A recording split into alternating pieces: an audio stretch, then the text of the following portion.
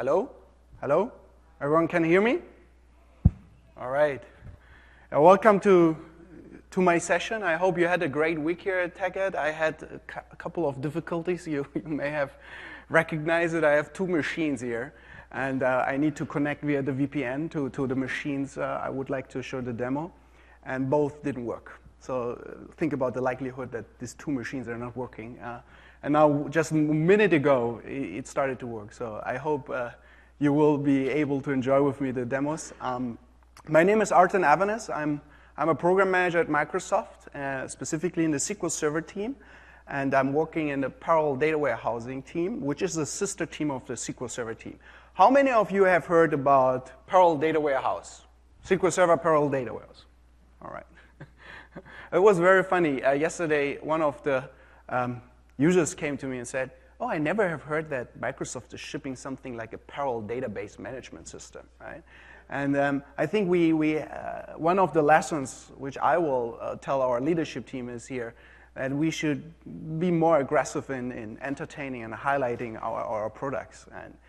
And I will today talk a little bit about PDW, but particularly focusing and zooming in into one specific feature, which is known as Polybase. And it's also, again, funny because Polybase was actually the code name for the project.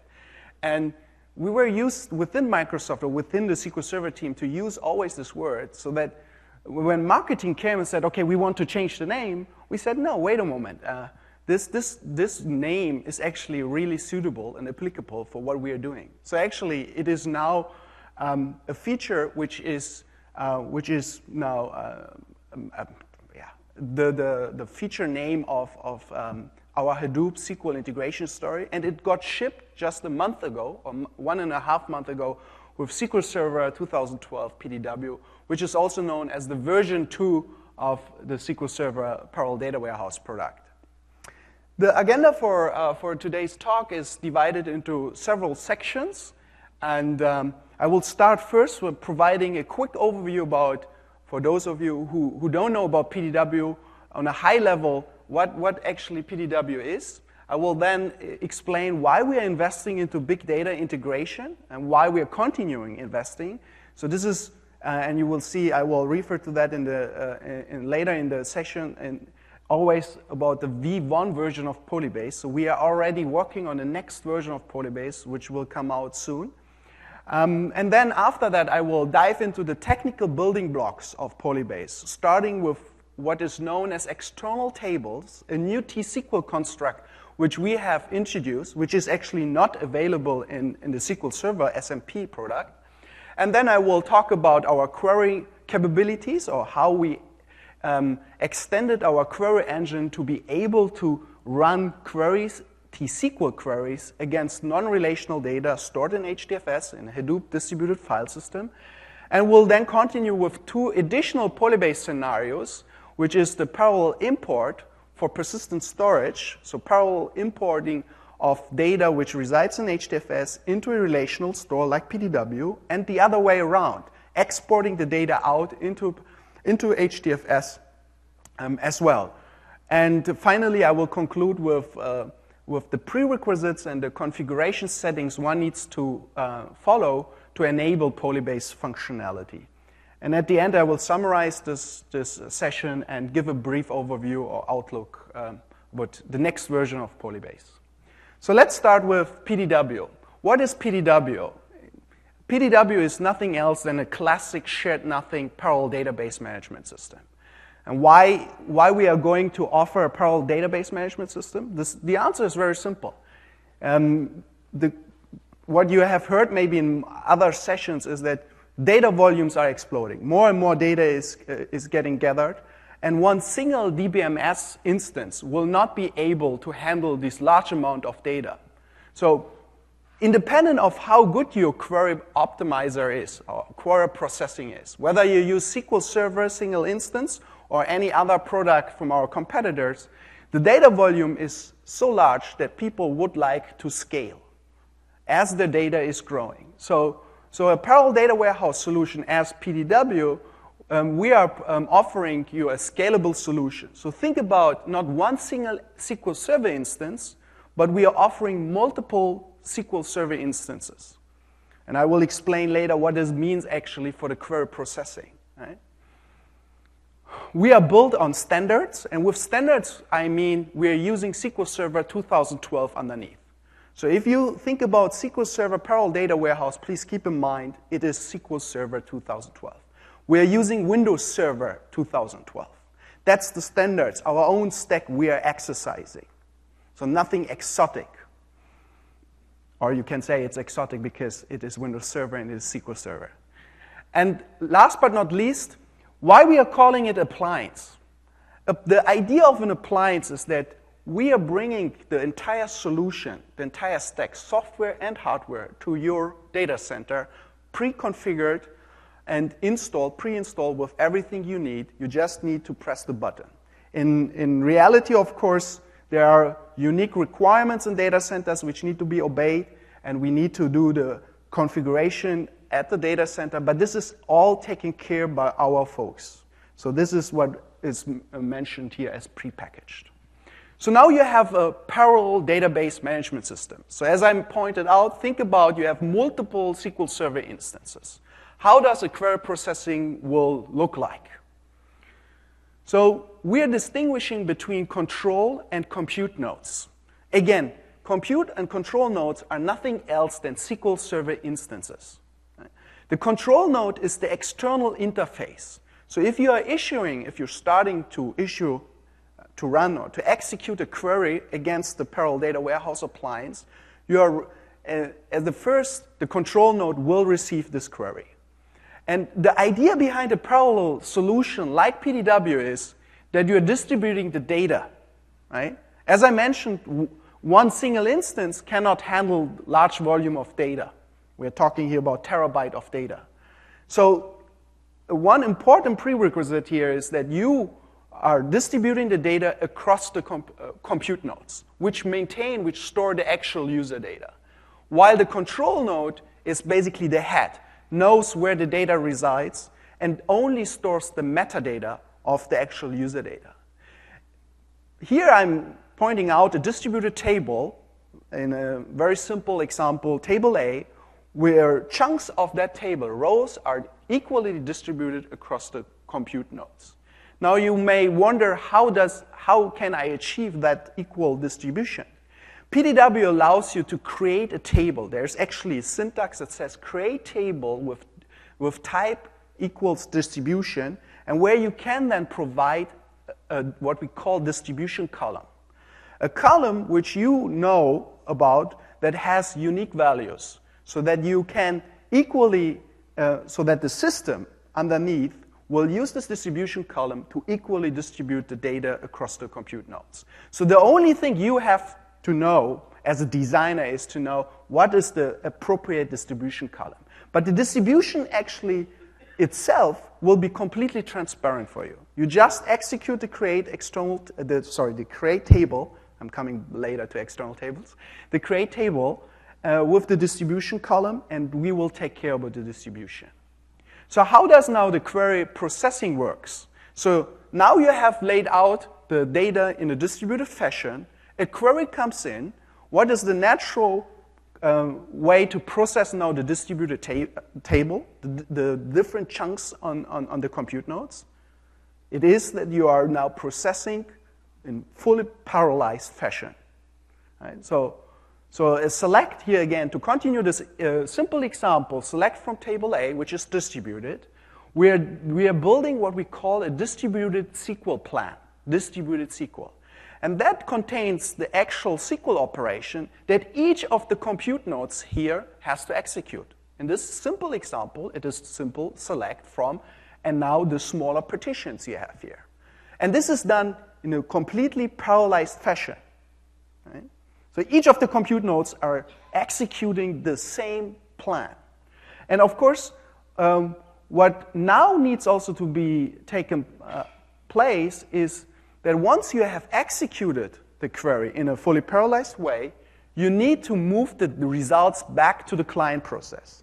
That's why we don't have only a distributed query optimizer in place, but also a component that is called DMS, short for Data Movement Service. So once you have processed the query on each of the compute nodes, you are bringing back then the results to the control node, which returns the results back to the client process.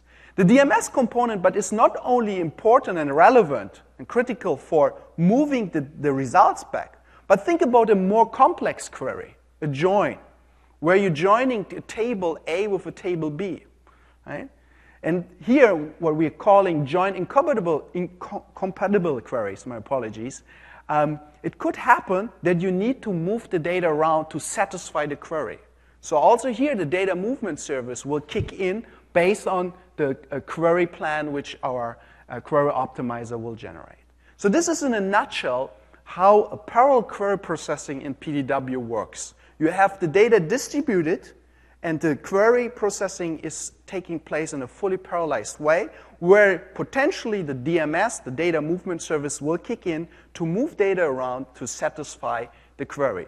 Now, a cost-optimal plan in such a world means minimizing data movements, right? Data movements, even if we have high-speed networking between the compute nodes, we have InfiniBand, data movement is the most costly operation and not the actual execution on the compute nodes. So our query optimizer is always, or aims always to offer a plan which minimizes the cost, or the data movement. So this was PDW, and I'm coming back to this slide pretty often during the session to explain you how actually the query processing works now with external sources such as Hadoop or HDFS. So now why we are investing into big data, why we are thinking this is something which makes sense. I don't know how many of you have attended other sessions regarding big data before? All right, so you have heard maybe always these kind of statements. You want to derive smarter decisions, right? As I mentioned before, the data volume is exploding. This is particular because there are new applications there.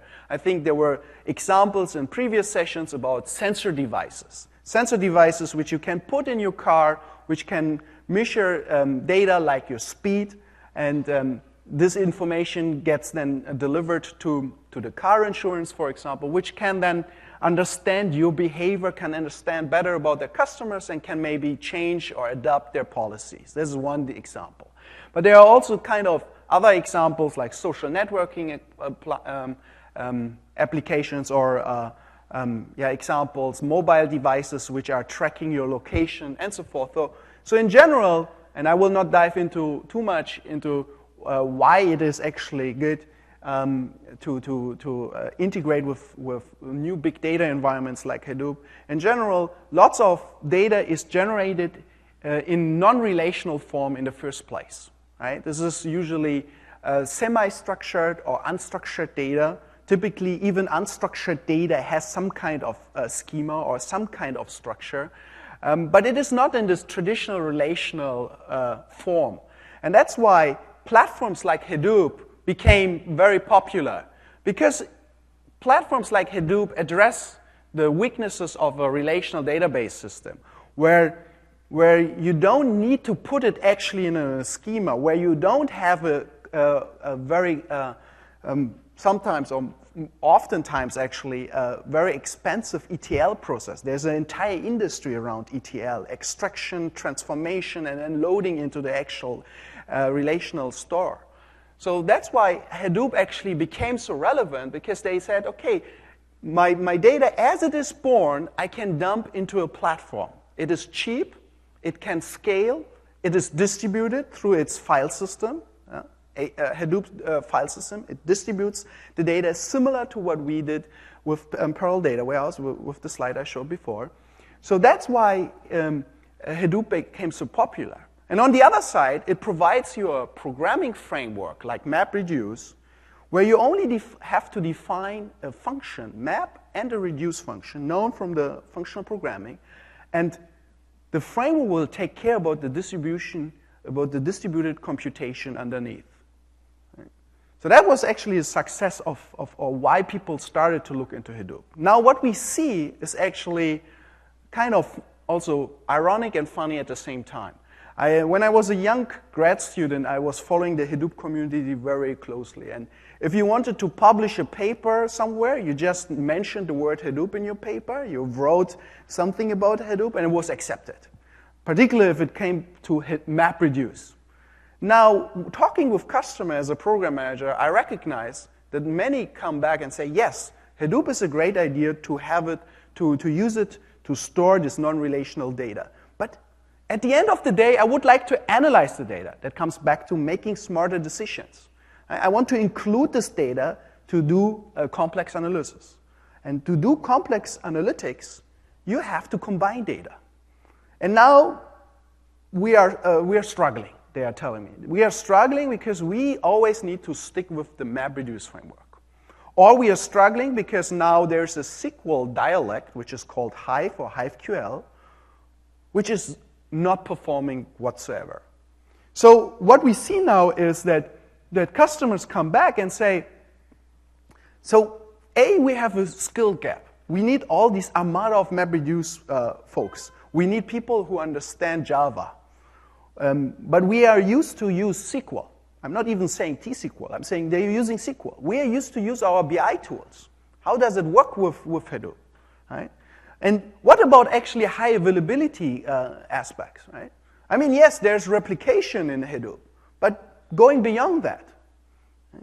So that's why, and that's why I'm spending a little bit more time on this slide, is that's why we believe that these two systems will rather coexist side by side rather than the one will replace the other.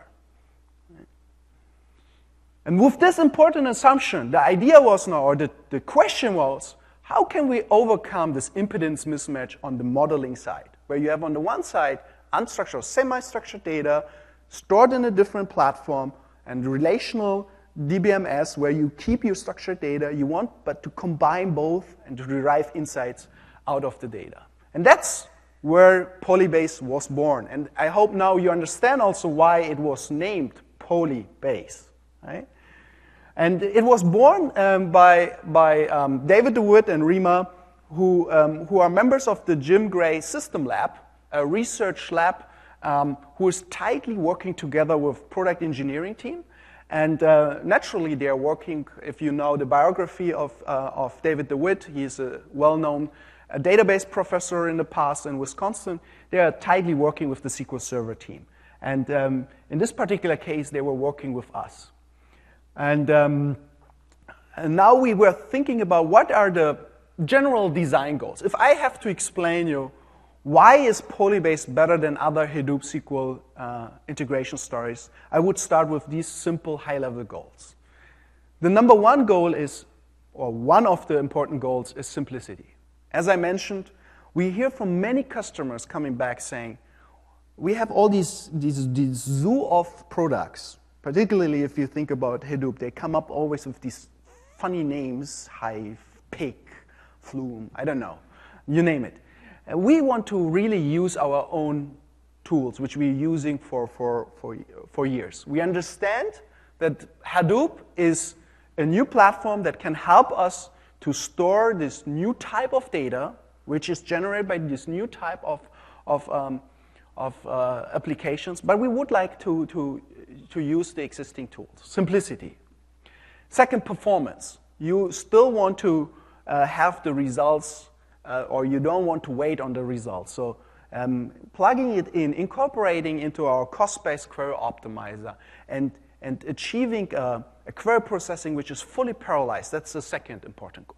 Third, and I'm actually very proud of this goal, which means openness, means here we are not a closed system. Or Polybase is not focusing only on one Hadoop distribution. If you see our competitors, they always say, oh, open source, we are good, Microsoft is bad, right? But if you then look what they're providing as a service, they are very close on their system. Polybase you can use against multiple Hadoop distributions. We are completely agnostic against the operating system underneath. So you can have connectivity to have HawthorneWorks data platform on Windows Server. You can have it on HawthorneWorks data platform on Linux, as well as we support and we certified Polybase features and functionality against Cloudera's Linux distribution 4.0. Are these Hadoop distributions known for you guys? Yeah, okay. These are basically the two biggest or largest distributors. Just give me a second, I'll finish that, and then I will come back to you. And the fourth point, and I can't stress this enough, is the integration with Microsoft Office and the BI stack. I don't know how many of you have seen these great, very fancy examples of Power Pivot, Power View, GeoFlow, Data Explorer, right? This is actually the beauty of Polybase, that we can actually, and this is of course kind of a closed system, right? Only we can provide that value proposition. So you can use Excel, you can use all these add-ins, Power View, Power Pivot, to actually query through Polybase, yeah, that's the last aspect. There was a question. Hortonworks is coming up with like a version 2. So do you need to do any updates or like So Hortonworks comes with the version 2. The question is there any updates, patching required to support that? This is a very good question. So if you see, Cloudera's CHD4 is based on Hadoop 2.0, right? And what we are doing here also is abstracting this away from the user. And that comes back basically to the question, to generalize your question even more, how do we do updates with the appliance? And that brings it even further back to the appliance model, where we say that the upgrade process is handled by us. You can, of course, initiate it, invoke it, but this will be completely transparent for you. And in future, since HTTP came out now after we released, so with the newer update versions of the appliance, I cannot say now which update version it will be, but we will basically update and upgrade also here the customers completely transparent. And you will see, I'm coming back at the end of the session about how or what you have to do software-wise to enable Polybase functionality. And then I will come back to your question so you can see how this will be then done. So this was a quick introduction about PDW and why we're investing in Polybase. What are the high-level design goals? Now, I would like to dive into the technical building blocks. And core of the Polybase functionality is what we refer to as external tables. So following the idea or the goal of simplicity, we wanted to introduce something that a user can create very easy to refer to data which reside outside of the appliance. And that's where the idea of the external table came into the picture.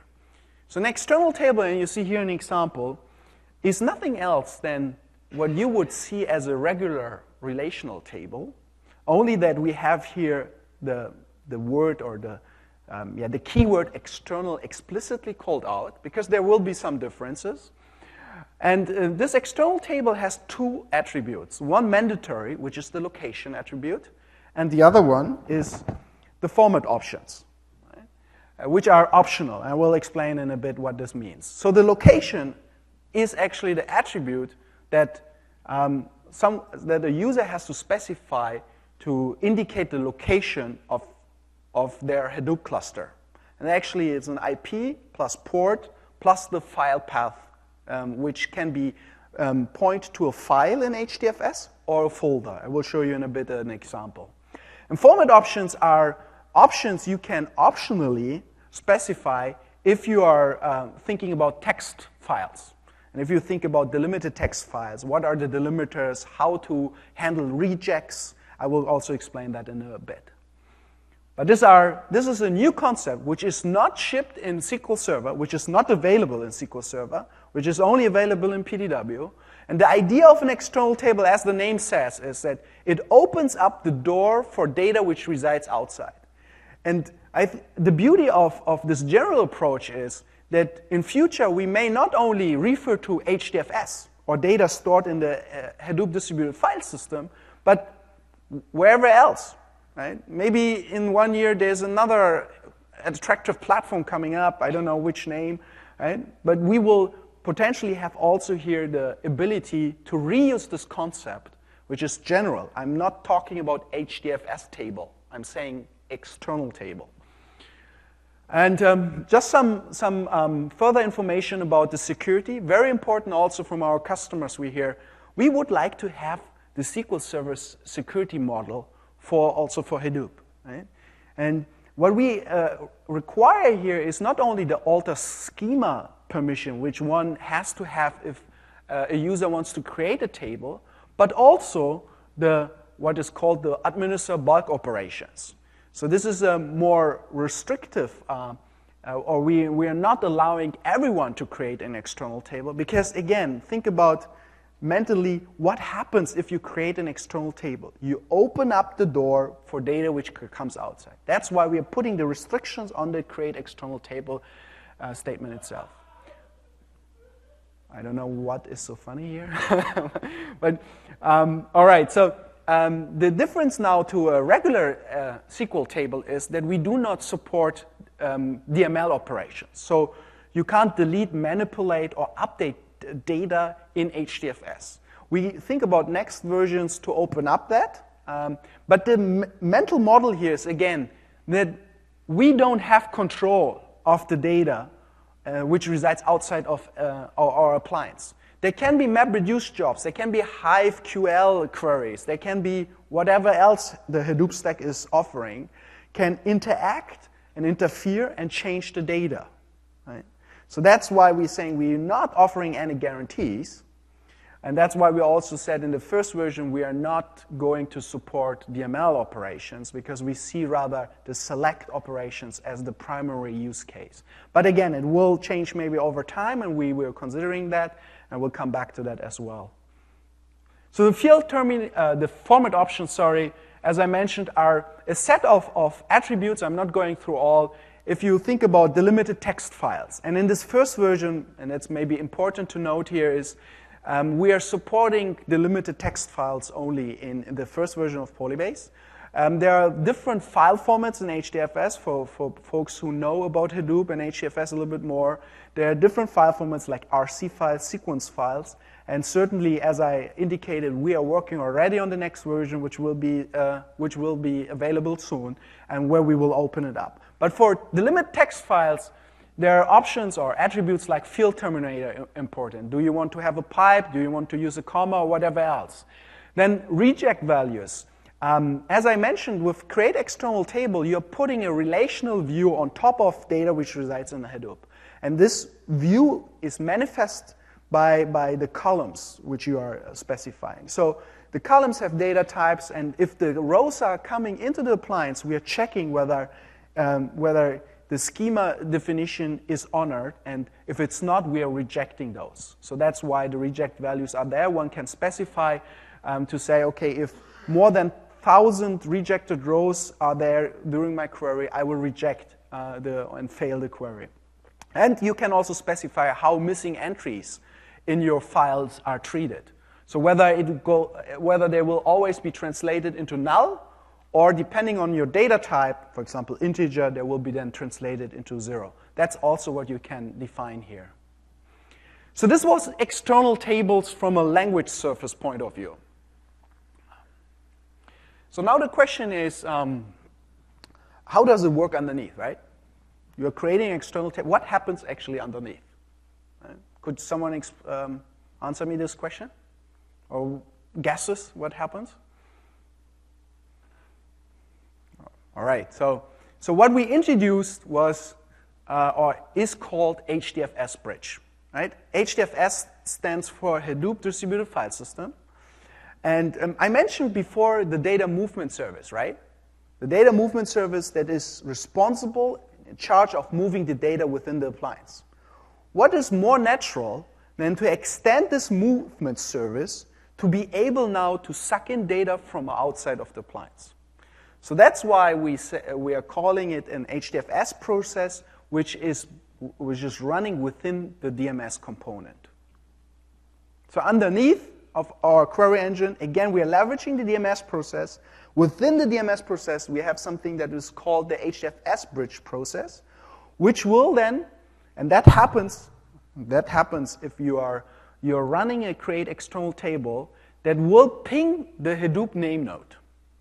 So Hadoop is also divided into what is called the name node and data nodes.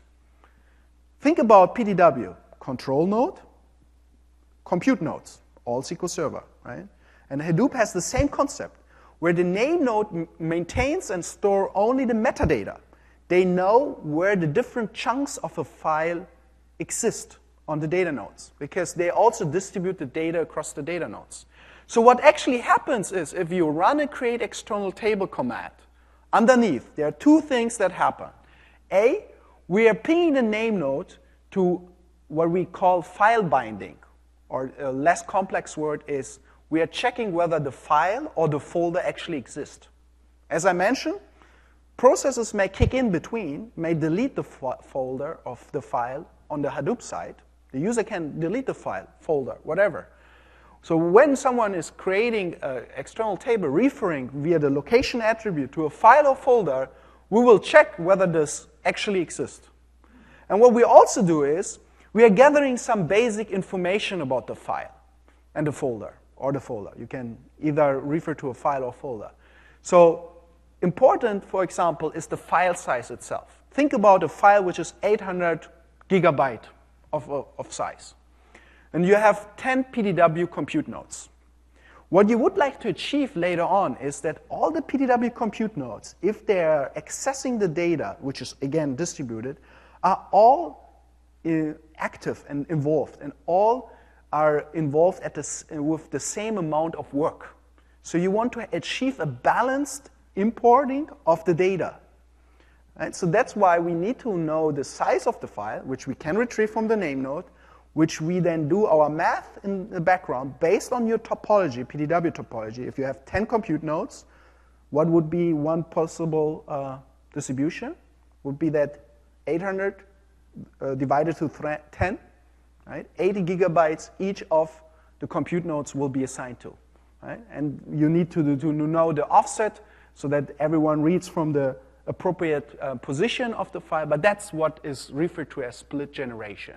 So at the end, we have a map of file splits, which we store together with the external table object, as well as we store together with the external table object the format options. So in summary, what happens if you run a create external table command? Coming back to this one picture or slide which I showed you in the beginning. What happens is only on the control node side. That's what you should take from this section. So what we do is we are pinging the name node, we are verifying the existing of the folder or file, we're gathering minimal statistic information, as we call it, to do the file splits afterwards, and we're storing it together with this information on the SQL Server instance on the control node. No actual physical tables will be created on the compute nodes. That's a major difference to if you run a regular create table command in PDW, where you will certainly create tables on the compute nodes which contain the actual user data. But here, this is just a reference to outside of the world. That's why we are keeping it as a reference, and only the metadata are stored. So let's see if I can show you a quick.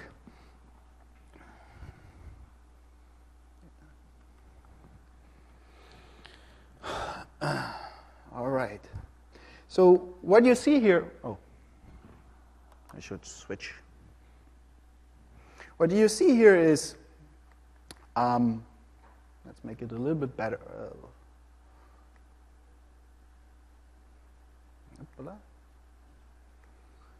What you see here is SSDT, a standard data tool which you can use to issue T-SQL queries. I have created here Hadoop DB. It's a regular database, and let's hope that the connection is working. Yeah, it's working. And you see here an example of creating, sorry, the computer is a little bit new here for me. You see here how to create actually an external table, right? You see here the columns like regular tables, and you see here the location. And location is pointing, I hope you can see it at all. The location, which is pointing to the name node. The name node of Hadoop usually runs on the port 8020. And this is actually a Hortonworks cluster, which is running. And this is actually a file path. This is a text file which resides in Hadoop. And now I have created an external table. Let's hope that we can see this also showing up here on the left side. Yes. And that's we have actually introduced in SSDT the separation of normal tables and external tables, so you can always see, okay, that's external tables, and that's exactly the table which I just created. You can drop external tables, which I will not do it because I will use this example then further later on. But you can look up whether these external tables are really created. You can see that here by just running select star from systables. There's no other table than the external table. So again, the idea is, again, very simple. Right? You are creating an external table that points to a folder or file, and you will have the reference created very easily. I will come back to this. All right. So this was how to create actually an external table and what happens underneath by the HDFS bridge. Now, how does the querying works? Right? Once you have created an external table. This is another example. You just saw it. So now 3 important scenarios are possible. Number 1 is that you are running simple T-SQL commands against this external table. Right? Here in this example, clickstream is an external table as I created, and you are running a simple select statement that wants to retrieve the top 10 URLs from that table with a predicate. A second example is, now imagine you have multiple files, many files in Hadoop, and you want to combine this. You want to combine the different files to derive insights out of your data. And here in this example, please imagine that the URL underscore description is yet another external table. That means it's yet another file or folder in Hadoop. And you can combine these different files stored in HDFS with each other and get the results back through Polybase. These are Hadoop-only scenarios via T-SQL. Right? There's no relational data involved whatsoever. But this is the third scenario, and that's where the beauty comes together, where you can combine relational and non-relational data with each other to derive insights. Here in this example, user is a PDW table. Right? Let's assume it's a distributed table. So these 3 scenarios are now possible. What happens underneath? Underneath, in 4 simple statements. First, we are using again the HDFS bridge to get the data into PDW now. So the HDFS bridge in the external table command was only for verifying the existence and doing the calculation for the file splits, right? There was no data coming into the PDW whatsoever. Now, if you run select, certainly you want to get the results, right? At this moment now, the data is coming into PDW through Polybase, through the HDFS readers, and we are spinning up multiple HDFS readers. So it's a fully parallelized process. Each compute node actually is spinning up 8 HDFS reader processes. And they're reading all from different offsets, sucking in the data, returning it back. So how does it really work? Right? So the query engine needs to understand, needs to know, oh, this is now data which has to come from the outside, from the appliance. How does the query optimizer will recognize this? Through the external table syntax or concept, right? Because we introduce an external table. So the query optimizer, when he sees a select from external table, will recognize we are referring here to data which resides outside of the appliance. That's why after the query is generated, we will have something like, we call it the external data movement. That's exactly the movement which I described, which is getting the data out from the appliance, out from Hadoop and HDFS into the appliance. And there are 3 different flavors of an external data move, which is external shuffle operation, which you can see here behind me, external round robin, and external broadcast. What does it mean? So now, think about you getting the data from Hadoop into the appliance. Now think about you have 10 nodes. How does it work, right? You get now 800 gigabyte of data into, how do you distribute the data, right? I said in the one example, we would like to achieve a balanced distribution so that each of the compute node has the same amount of work. And that's what you see under external round-robin move, right? We are distributing the same amount of files in a round-robin fashion on all the compute nodes so that we can ensure that the work is equally distributed. But there are cases when you combine relational with non-relational data where you have a little bit more knowledge, because with the relational data, you know how it is laid out.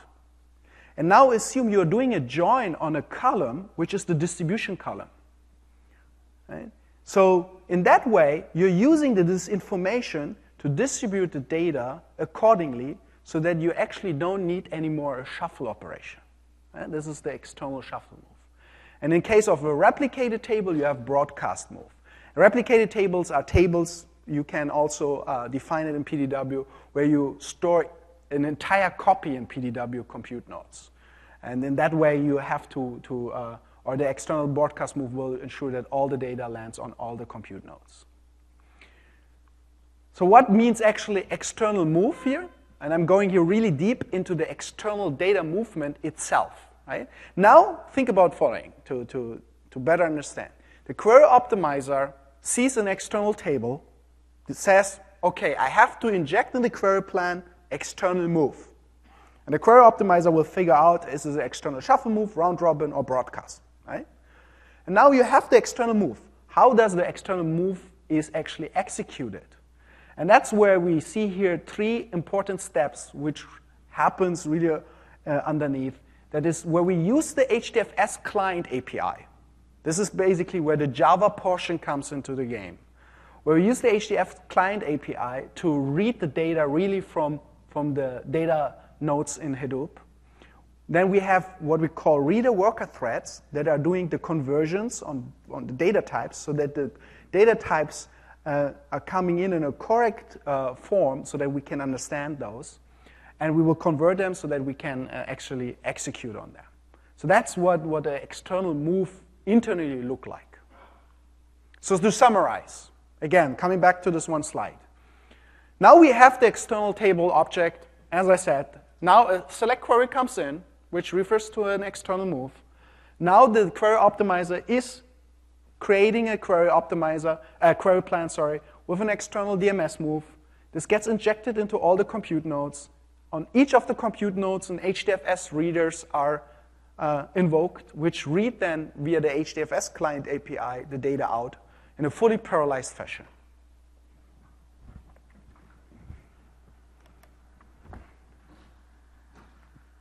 All right.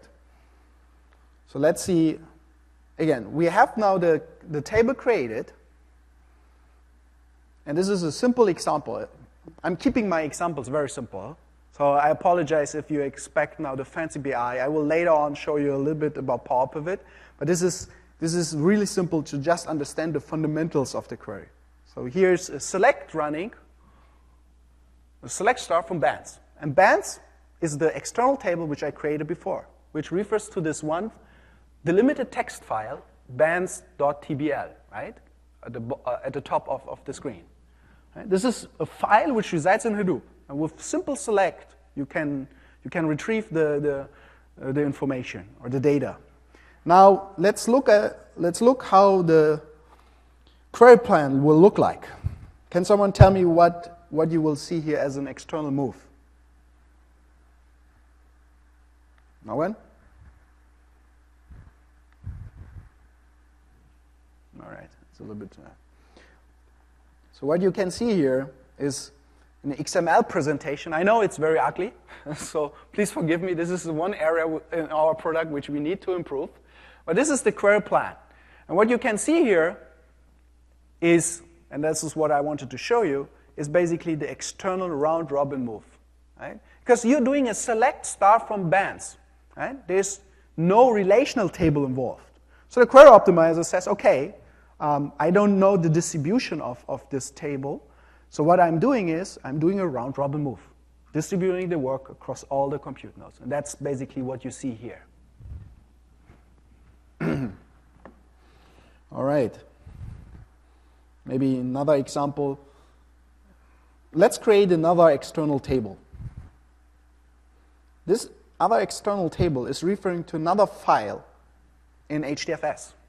That's the name flyers. Right? We had bands and flyers. Right? This is another file in HDFS. And now you will hopefully see on the left side, if I refresh it, you have two external tables. And let's now join these two tables.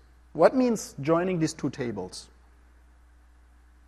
It means that we are joining HDFS data with each other, right?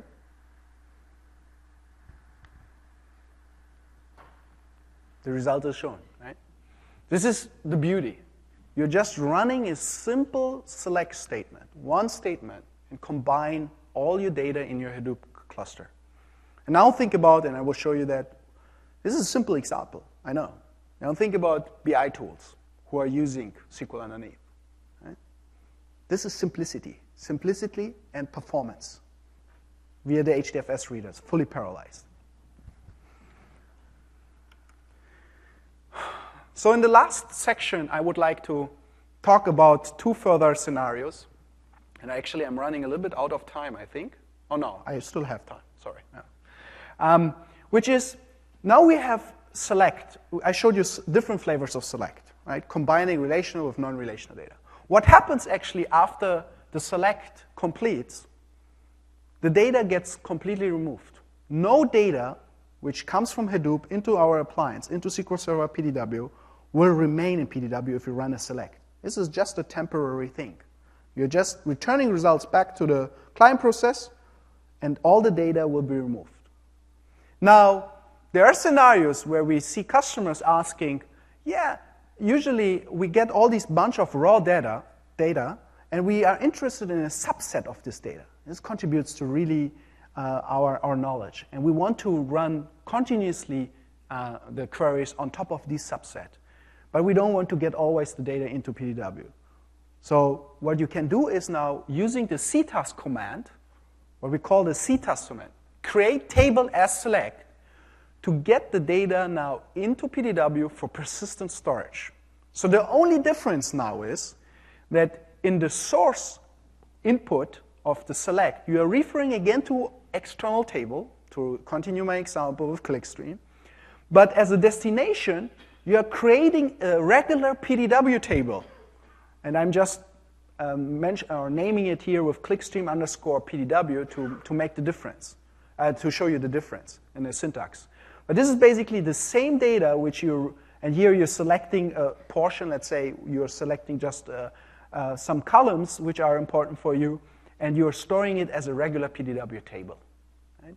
What happens underneath is the same process. Again, the HDFS readers, as part of the external move, are kicking in. The only difference is that we are not storing it into temporary tables, like in a select case, which get removed after the query completes, but we are now storing it into the destination table. The other way around is now also possible. So what we also hear from customers is they're saying, again, Hadoop is a great idea, also because we can use it as an active archive. We can store different kind of data which we are not interested in a way that we would like to query it on a regular basis, but we don't want to lose the data. That's actually also one of the great value propositions which Hadoop as a platform is now providing you, is that you don't need to delete the data. Right? And we see multiple instances that for historical purposes, you want to go back to data which was gathered 10 years ago, right? To do your analysis. So Hadoop as active archive. And how can you do that?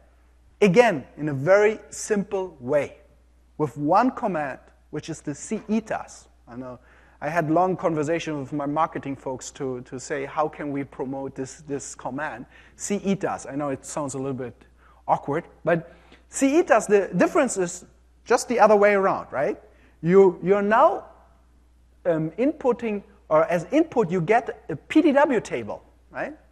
The table which I just created as an example, clickstream_PDW, and you're creating an external table with a location. This location now indicates where the data from your relational store will land. Here it's a folder output directory. So you are exporting the data out of the compute nodes into Hadoop in one single statement. And again, underneath, fully parallelized. And I apologize, this is a typo. It's not the readers now who are kicking in, but the writers, right? You are writing into Hadoop now. You're storing the data into Hadoop. And the beauty of this command is that while you are exporting the data out into Hadoop, you're creating actually an external table. That means, or the consequence is, that you can actually query this exported data immediately afterwards, right? Because again, the same processes take place. Create external table will create an external table object in the shell, which is the control node, SQL Server instance, which is a reference to that exported data, right? With one single statement. So quick information about what is the behavior if you do an export. So if the output folder, in my example I said output directory, does not exist in Hadoop, we will create it for you. In case that the network is flaky and you may experience a network issue, we will discover that afterwards if the network comes up again, and we'll try what we call a one best effort cleaning. It's not in a database traditional way a rollback, right? We're doing it one time, trying to clean up the already created files. If that not succeeds, again a network issue happens like I experienced today, then we will basically not do an n times cleanup process.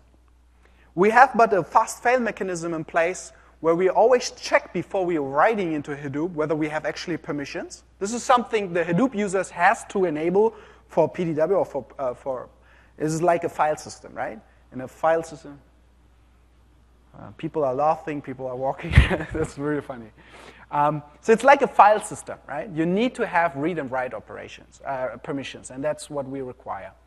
And we are creating actually the files in Hadoop with a very unique naming so that you can actually track back which of the CETAS queries actually was responsible for creating these files, right? By providing the query ID and then some year, month, day, minutes information, right?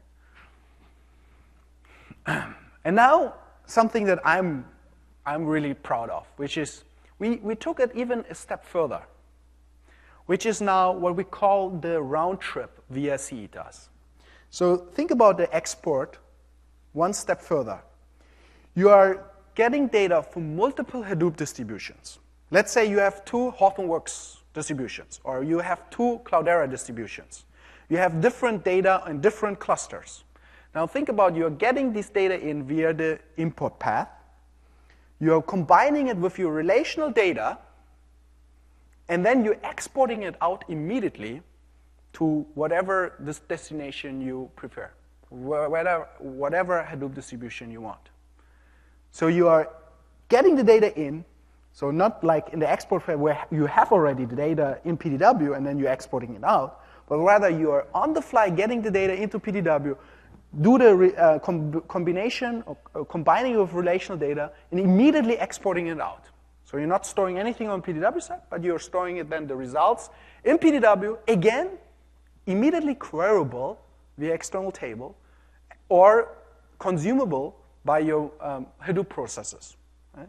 And that's, again, one single statement, nothing more than that. So in a select case, you are now referring to external tables. That's how you get actually the data in.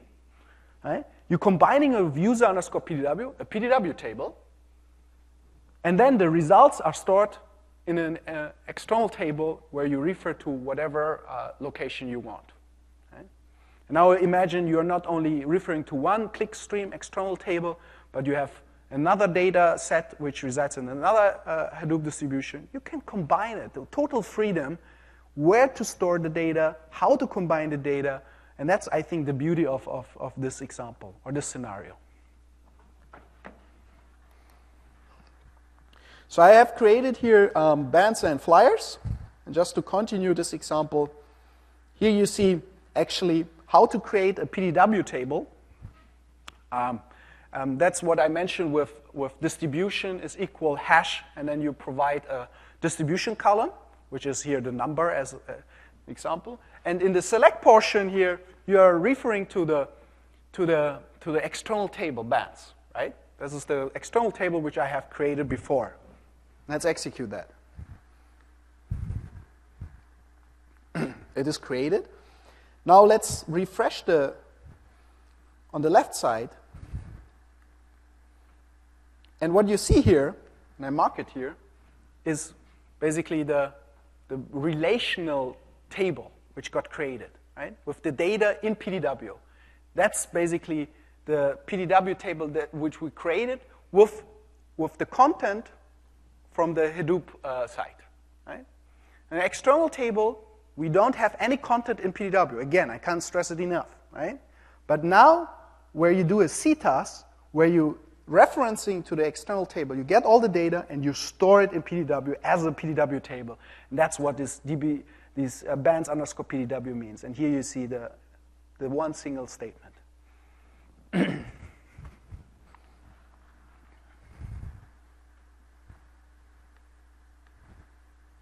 Exporting out.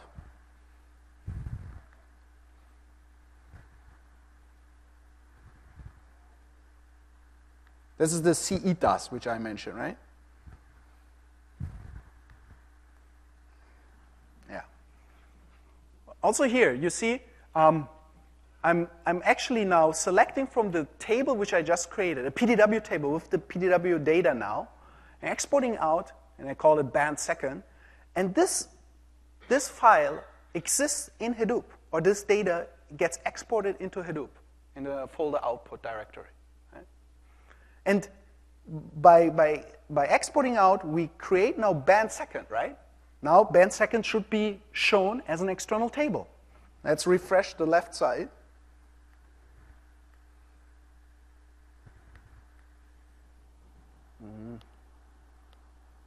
I was already scared.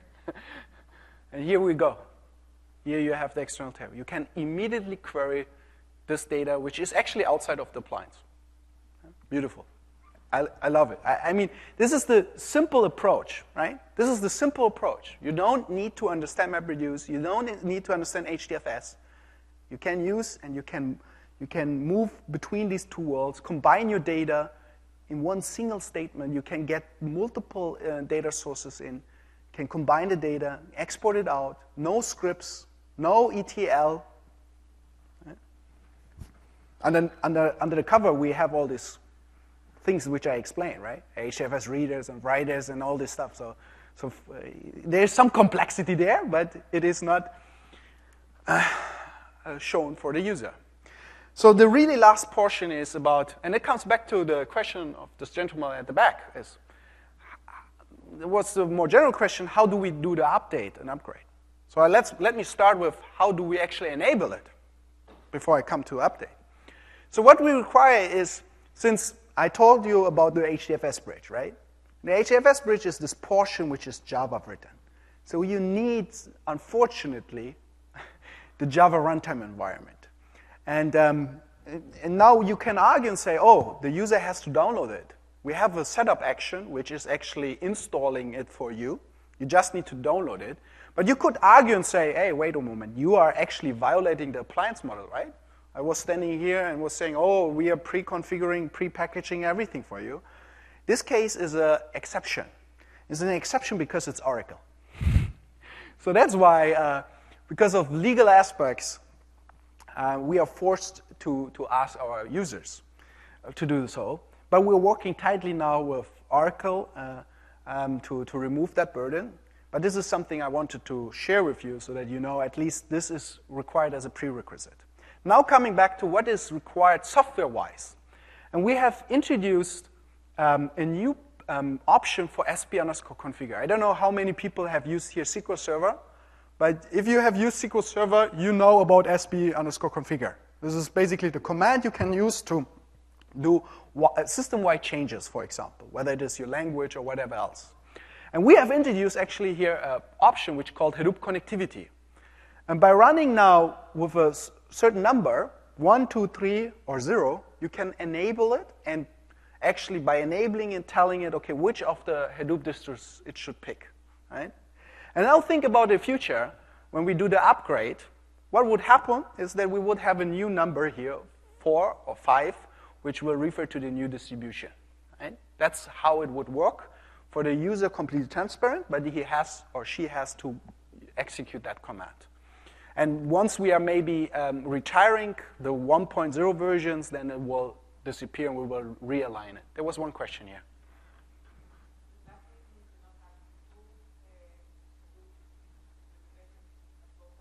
At the same time? Very good question. So the question was, can we be connected to this to multiple Hadoop clusters? The question is yes and no.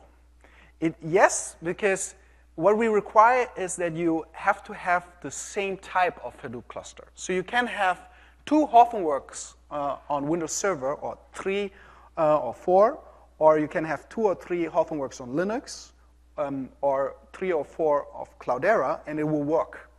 But we will not support in this first version a heterogeneous landscape where you have Cloudera and Hortonworks and want to connect at the same time. The reason behind this is there are slightly different client jars which we are leveraging, and this will become really messy if we want to support this heterogeneous landscape. And I'm talking with the customers, we see that they decide usually for one distribution, one type of distribution. Doesn't mean that they are just picking one Hadoop cluster, but one type means that they say, okay, I have a dev test machine from Hortonworks, and I will have also a production cluster from Hortonworks. Because you don't want to deal with the slight differences at production time, right? And this setting will be supported. So you can connect to multiple Hadoop distributions as long as they are of the same type. And of the same type means they are all Hortonworks or they are all Cloudera, okay? Yeah, at the end you run reconfigure, that is known from a SQL Server, sp_configure, reconfigure. All right, the last demo is,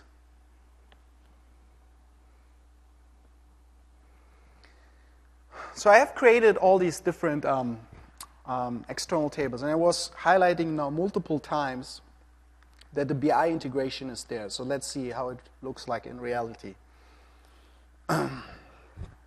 So what you see here is a Power Pivot table. I don't know how many of you are experts in BI, but this is one of the most popular BI tools nowadays. The Power Pivots and Power Views of people are using to get to visualize the insights out of data. What you have to do is just to say from data source, you use SQL Server, which is basically PDW. I'm just typing in here the IP address and the port, and I say, okay, log in as SA.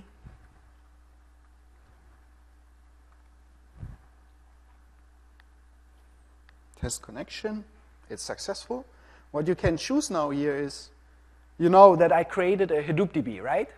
That's where I run all the scripts. So I choose the Hadoop DB, and so next, I say, yeah, I will look all the lists available, and here we go. What you see here is the external tables and the PDW tables, which I have created during the session. Bands and flyers are the external tables referring to data in Hadoop. And the PDW tables appear here as well, right? It's a seamless experience. You can now choose, let's say we are choosing only the Hadoop data, right? So let's say only bands and flyers. And we want to get it into our PDW tables. Here we go. Let's close it so that you can see that it was actually successful, right? Again, very simple, not much data, but This is how it works, right? This is data coming from Hadoop through Polybase. External tables show up. Now think about Power Pivot, Power View, GeoFlow, Data Explorer. All this is possible. All right. Let me conclude, summarize, 10 minutes. I hope I could show you that, that we actually wanted really a simple approach to combine relational and non-relational data with each other, to combine this new platform, Hadoop, with a relational store. We have introduced for this purpose the concept of an external table. With an external table, we are able now to run single, simple SQL statements, or even more complex SQL statements against external tables. We will take care about the processing underneath. We have introduced a fully parallelized way of doing so by introducing the HDFS bridge, which is part of the data movement service. You can combine different flavor, relational with non-relational data. You can even combine only non-relational data with each other, as I have shown. We are gathering minimal basic statistic support for the data which is coming from HDFS. I showed you the import path for persistent storage. I showed you the export path. And finally, we support various distributions, not only one. We are open.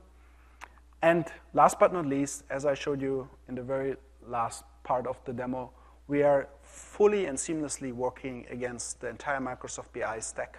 You can use Polybase against our own software. And I think altogether, this is the approach which distinguishes us greatly from all the other competitors out there. And that's why Polybase, I think, is such a beautiful feature and project. I'm referring here to related content if you want to go back and want to see. There were some sessions on Monday. A PM colleague actually showed a little bit more fancy examples than I did here, because I was focusing more on the fundamentals to explain how it actually works. He showed Polybase with SQL Server 2012 analysis services in direct query mode. There's actually a Polybase website, which I encourage you to have a look. Also the PDW website I would like to show. And then there's a demo video actually with Power View, another example how to use Polybase. And with that, I would like to say thank you very much. I think that's the slides which I have to show. I really encourage you to do the evaluation. It is very important for me to see how I did, and hopefully I could explain you how it works, and I hope you enjoyed the session. And with that, thank you very much. Open up for questions. Thank you. Any questions? Or I will stick around here for the next 1 or 2 minutes if you guys